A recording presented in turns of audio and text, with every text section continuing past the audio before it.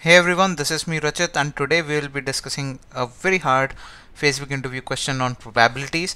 I have also seen other companies like Goldman Sachs and SDEs Shaw have also asked this in their coding interviews. In this particular problem, we will be diving in a similar question which seems very hard at first, and how do we get started moving the pieces of the problem.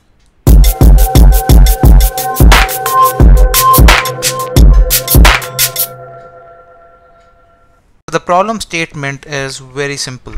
You have a window with the capacity to store 10 integers. You have an infinite stream of integers coming up. How do you make sure that every number is maintained in the window with equal probability? Okay. And when something like this is asked to you for the first time, you might get scared first of all.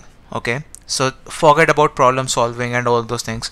We are not used to solving such problems generally because we are coming from different backgrounds. When you are in universities, you are studying various courses, but these kind of things are something which you might have not done a lot. You might have studied probability, but these things can be missed out and they are a bit tough if you are really not good at math intuitively. So in this case, the first thing which I suggest is that just understand what does it mean. Just don't be scared, because often it happens that the questions sound challenging and we just start doing random things. And when you are confident about solving problems, you can actually ask those clarifying questions. So in this case, basically, how can we do this? Let's go through that. And this is something which you should ask with the interviewer, like what exactly does this question means. When you're hearing it for the first time, like, okay, you have capacity for 10 integers, infinite stream of integers, what is that? And the point is that you don't have enough memory to hold all these integers. But whenever you are storing those numbers in this particular window, you need to ensure that every number is in that window with equal probability. Okay, so what it means that whenever the 11th number comes, one of the numbers will be replaced or something like that. Okay, so that's the call that we have to take. So in that sense, I asked this question. Okay, so when the 100th number comes, do we need to take a call to either keep it in the window or throw it out? So at that point of time, you can basically do some analysis to figure out what is the probability with which you would keep it inside or throw it out, so that if you do keep it in the window, the net probability of that particular number in the window should be same with the probabilities of other numbers as well. Basically, if something ends up in the window, all numbers in the window should have equal probability of being in the window. Okay, and if someone is thrown out, all numbers which are thrown out should have the exact same probability. Hey everyone, today I want to sponsor a brand new course by Educative. This would be extremely useful for people who are preparing for coding interviews. You can read the reviews over here. This course magically condenses 3 years of computer science in short bite-sized courses and lectures. The contents of this course are also pretty great. As you can see, they have a lot of patterns. 15 patterns are covered in this particular course, and for every pattern they first have some introduction to that, then they solve some easy problems, then medium, and then hard, so that it's easy for a beginner as well to understand a new topic and then also deep dive to the roots till they are able to solve hard questions. Another thing that I want to tell is that you can also have a free preview of few chapters in this course, and they have a problem statement, then some examples. Then you can also write your own code in 4 languages: Java, Python, JavaScript, and C++. Then they discuss the solution. It's very much detailed. They have great visual representations as well. Then they also have their solution in all 4 languages, so it doesn't matter what language you follow. I think this particular course is very much well written, articulated, and they also cover the time and space complexity at the end. So it's a complete package, guys. So check out the video description and enjoy 35% discount, and you will get this for only $51 US. So how do we go about solving this particular problem? Alright, so when the 11th number comes, the probability of taking that number is x, as you can see, right? And the probability of removing that would be 1 minus x. We will figure out what this x should be. And now let's also focus on the numbers which are already in the window. The probability of taking any one number in the window is basically you do not keep the 11th number, so that's 1 minus x. So this 11th number comes, right? You chose to remove that. So if you remove the 11th number, all the a number from the window itself would stay there. So that's one case. The other case is that you do choose to keep that 11th number, so the probability of that is x, as you can see here. And if you are choosing the 11th number to come into the window and you still want the number in the window to still stay there, you will have to basically compute the probability of it being not chosen, which will be 9 by 10, right? So the overall probability becomes 1 minus x plus 9x by 10. And what would be the probability of removing a number from the window? So that's straightforward. So when you're removing a number from the window, first of all, the 11th number should come in the window. So the probability of that is x. And then to remove this particular number, the probability of it getting removed is 1 by 10, because we have 10 numbers in the window and we chose randomly, so that's 1 by 10. So this total becomes x by 10. Now what do we need to ensure from the question is basically this probability of taking the 11th number in the window and this probability of letting a number in the window stay there.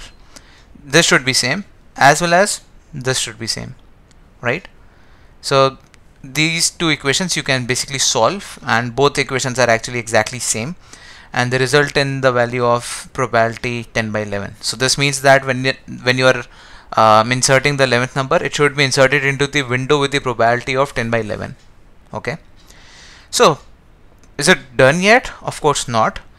Now let's also analyze what happens when the 12th number comes. The probability of taking that particular number will, let's say, be again x, and the probability of not taking that 12th number should be 1 minus x, right?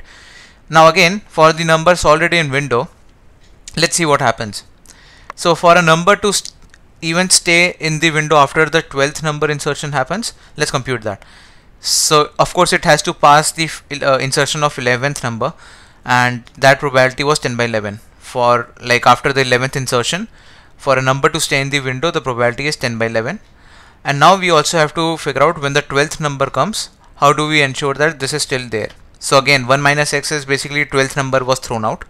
But if we do try to basically include the 12th number in the window, so that's probability x. Now we have to compute the probability of the number in the window not being chosen, which is 9 by 10. So this is that. And again, for removing, so this 1 by 11 over here is when a number in the window is removed during the 11th insertion. So that's 1 by 11, because as we have seen, for a number to stay in the window, the probability is 10 by 11.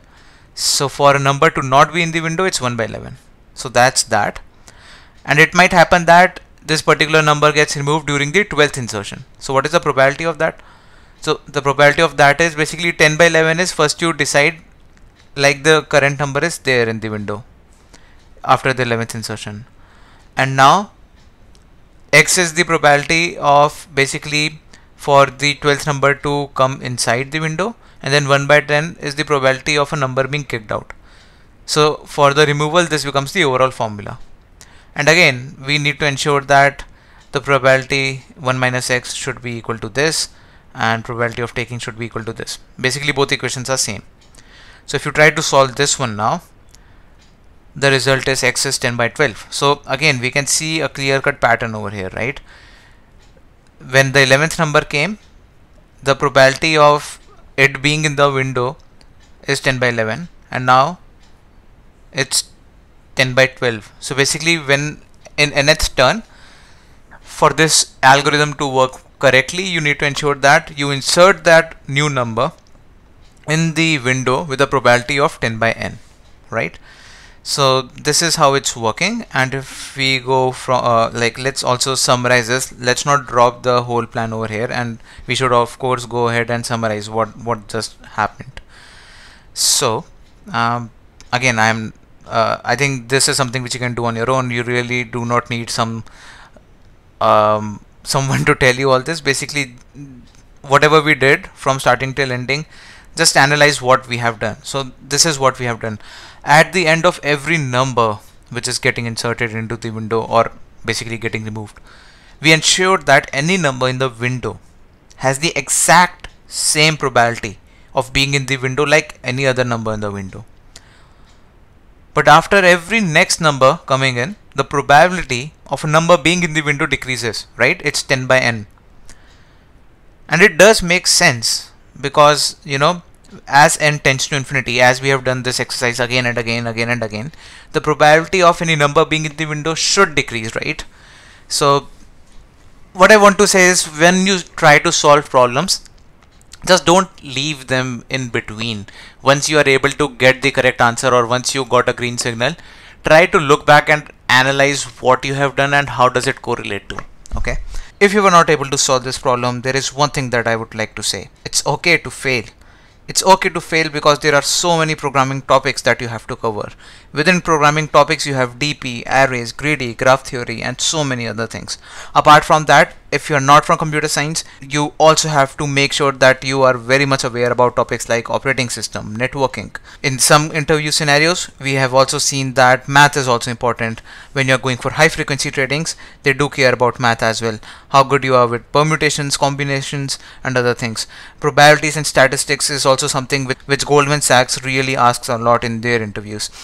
Machine learning is also one of the niche areas where people have started asking questions in their interviews, just to see how much you are aware about them. Not all of them do this, but what I mean to say, there is so much breadth as a candidate to prepare so many things.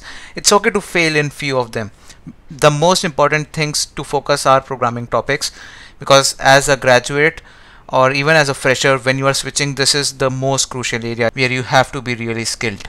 One other thing that is missing in this is the skill to translate the ambiguous problems into an easy problem statement. Once in this particular problem as well, it looked complicated. We didn't actually were able to grasp what the problem is actually asking, and it was our duty to basically communicate with the interviewer and translate that into an easy problem statement. It was very easy, guys. We just had to compare two equations. Basically, what I want to say is, don't get demotivated when you're not able to solve problems, because it's actually okay to fail. Also, in the list of the topics where you are weak, try to be better in them by solving more and more questions related to that particular area. Of course, do this in a descending order of the importance of those topics as well, because that's what smart work is. Alright guys, for more such interview questions, watch the playlist for SD interviews on my channel, and I have tried to basically allocate my videos in a good playlist fashion. So if you go to the homepage of my channel, you can see the headings which clearly tell you what is the genre of the videos in this particular playlist. And feel free to ask me any questions if you have in comments, and if you have any ideas, drop them in comments as well. So for this video, hit the like button, share it among your friends, and I will see you guys in the next one.